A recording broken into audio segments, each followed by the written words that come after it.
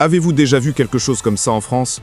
Un président humilié en public, entouré par le chaos, et qui tente malgré tout de maintenir le pouvoir comme s'il s'agissait d'un trône sacré. Macron ordonne, crie, menace, mais les officiers, le peuple, ne lui obéissent tout simplement pas. Depuis des semaines, les rues de Paris bouillonnent. À chaque nouveau Premier ministre qui tombe en quelques heures, à chaque nomination ridicule qui semble sortie d'une pièce de théâtre, il devient clair, quelque chose de grand s'effondre sous nos yeux.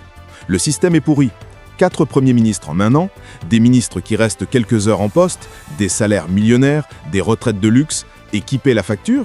Nous, les Français, travaillons pour qu'ils puissent vivre dans le confort, dans l'arrogance, tout en faisant semblant de gouverner. Et la pseudo-opposition? Inexistante. Le Parti socialiste, les Républicains, tous à courir pour sauver leurs propres intérêts, sans courage pour affronter la réalité. La classe politique entière ressemble à un navire en train de couler, où chacun tente de sauver uniquement sa propre peau. Et que fait Macron?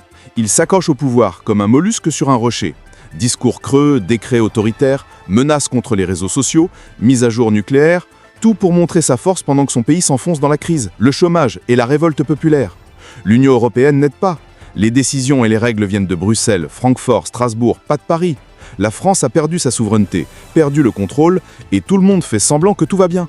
Mais la vérité est claire, ce gouvernement a perdu toute légitimité. La motion de censure pourrait être la seule issue. La pression doit être constante, implacable, car Macron ne partira pas de lui-même. Le peuple français se réveille, et quand il se réveille, rien ne sera plus comme avant. La crise n'est pas seulement politique, elle est morale, sociale, structurelle.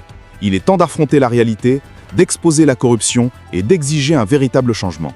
Et vous, pensez-vous que la France pourra se libérer de ce système qui semble s'effondrer un peu plus chaque jour? Nous voulons connaître votre avis dans les commentaires. Abonnez-vous pour ne rien manquer de nos analyses directes de ce qui se passe au cœur de Paris.